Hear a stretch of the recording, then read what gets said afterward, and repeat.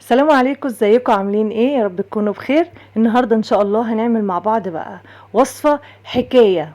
بصوا، انا بعشق التشيز كيك والحاجات دي، فانا جبت لكم حاجه سهله جدا جدا جدا، مفيهاش اي مكونات خالص، يعني مش موجوده، عادي. كل حاجه سهله وموجوده وسهل جدا وسعرها مش غالي قوي. اول حاجه انا هعملها بالبسكوت زي ما انتم شايفين، بس انا هستعمل بسكوت لوكس.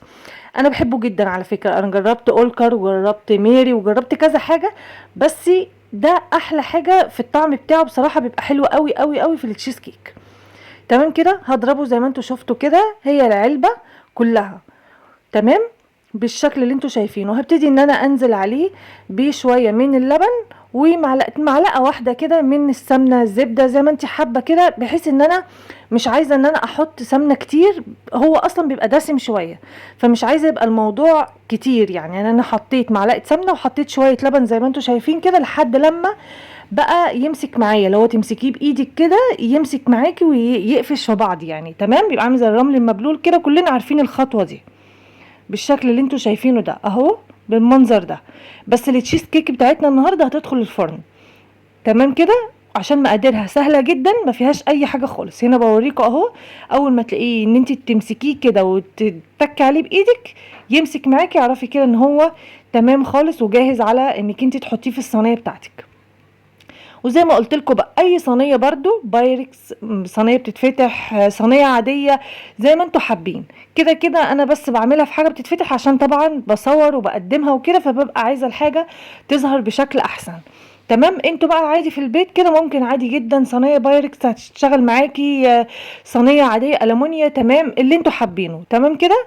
هنا بقى هساوي البسكوت بالشكل ده كده واتك عليه كويس جدا، بالشكل اللي انتوا شايفينه ده. تتك عليه بقى بغطا ازازه، بكوبايه، باي حاجه بايديكي تتكي قوي. المهم ايه، ما تخليش ليه اي تهويه ولا اي فراغات واسعه ما بين بعض. تمام، عشان تطلع معاكي الحاجه مظبوطه.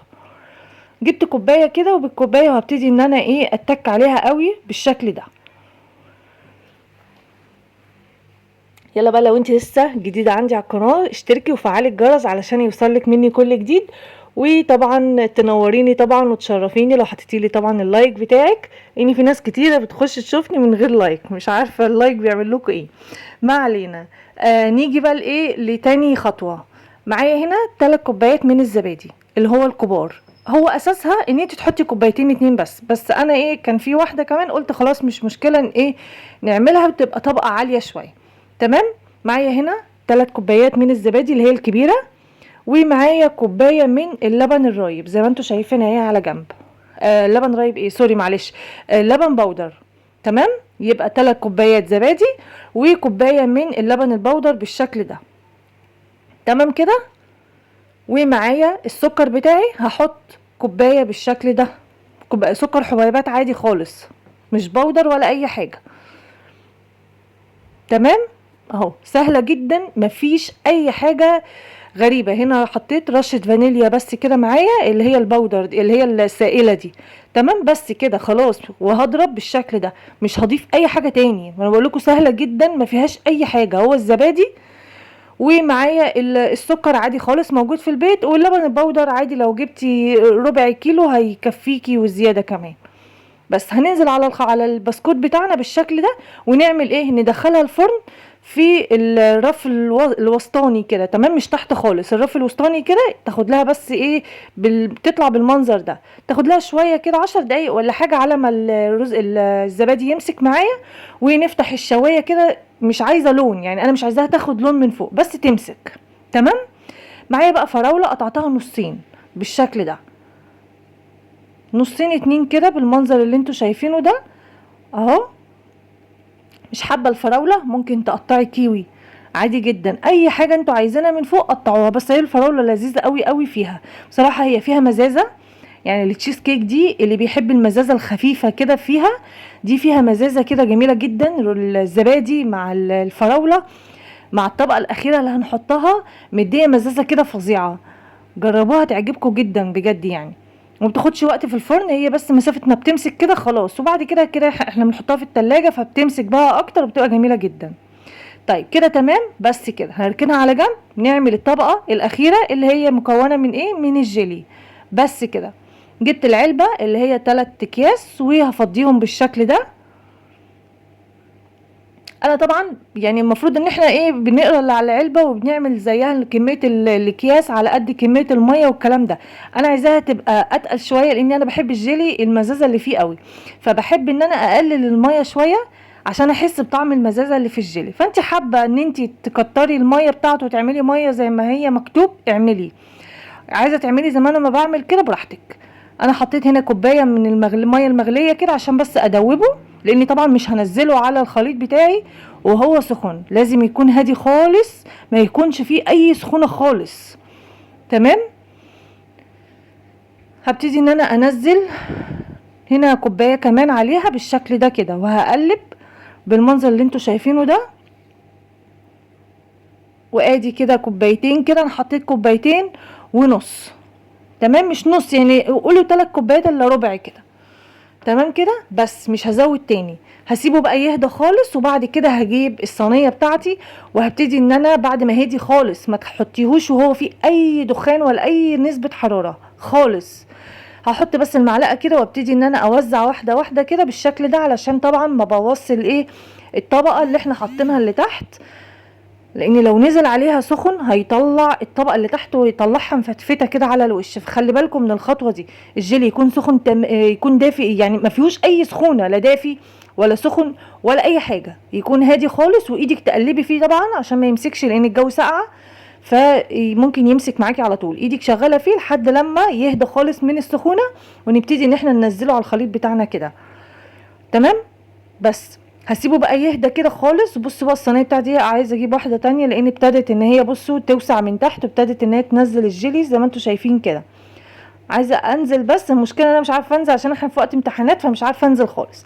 عايزه اما انزل كده اجيب واحده تانية لان انا بستعملها كتير جدا. المهم ادخلها بقى الفريزر تمسك. هنا بعد ما مسكت بقى خالص، مسكت تماما مفيش اي حاجه فيها. بصوا هبتدي ان انا افتح كده واحده واحده وهطلعها بالشكل اللي انتوا شايفينه ده. والله طعمها خطير بجد. انا الفيديو ده مصوره بقى لي كتير على فكره، بس انا عشان قلت بقى ما كفايه حلويات، عماله انزل لكم في حلويات حلويات، فانزل كام وصفه اكل كده ونرجع للحلويات بتاعتنا تاني. عايزه اقول لكم انا هعملها تاني، يعني هي فظيعه، هعملها تاني بس من غير تصوير يعني، لان خلاص انا نزلتها معاكم اهو.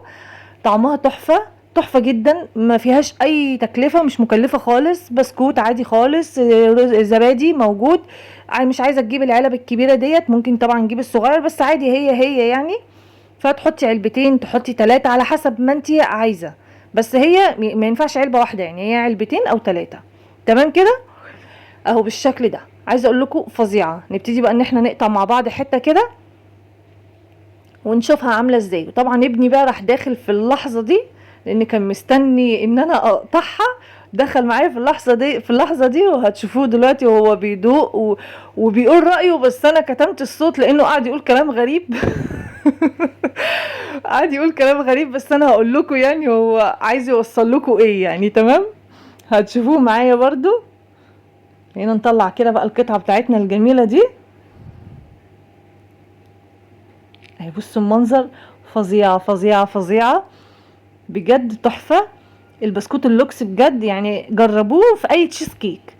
انا على فكره يعني انا على طول بسال عليه ان انا اجيبه، بس ساعات كتير ما بيبقاش موجود فاروح جايبه اولكر، جايبه اي نوع تاني. لكن هو احلى نوع بصراحه اللوكس، بيدي طعم تحفه. زي ما انتوا شايفين كده بقى. بصوا الطبقه عامله ازاي، كل واحده فيهم كده طبقه سمكها حلو. لو انت حابه بقى تقللي الكميه قللي، بس صغري الصينيه شويه عن كده كمان. تمام. بصوا المنظر فظيعه بجد، تحفه. مش هتكلم يعني عن المنظر اللي انتوا شايفينه قدامكم.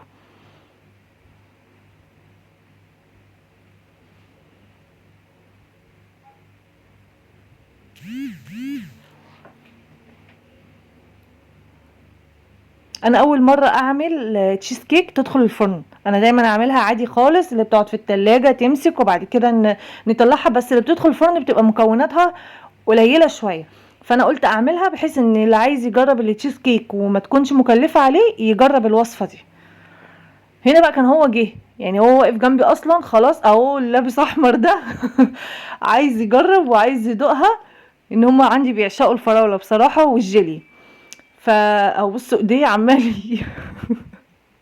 عمال يحط صوابعه وعايز يدوقها بأي طريقة. بصوا تحفة بجد فظيعة. انا هنا كنت بصوت على فكرة، وهو عمال يلعب فيها وعمال عايز يحط ايده، وانا كنت عمالة اصوت وانا بقدم لكم الوصفة، بسبب ان هو دخل عليا. وده بالذات ما بعرفش اسيطر عليه، يعني مش بصوا هو سحب الطبق من تحتيه، يعني انا برفع دي واوريها لكم، هو سحب الطبق. هو هنا بيدوق اهو.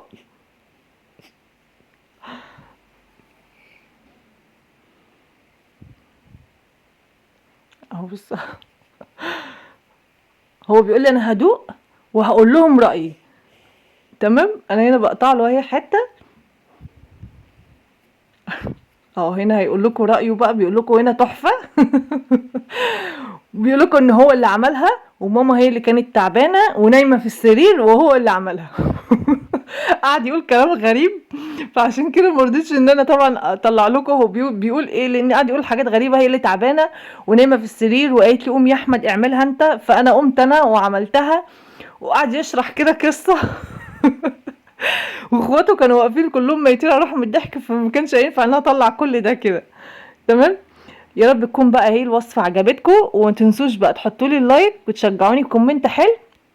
وهو هنا قال لكم حطوا اللايك، واقول لكم سلام عليكم، باي باي.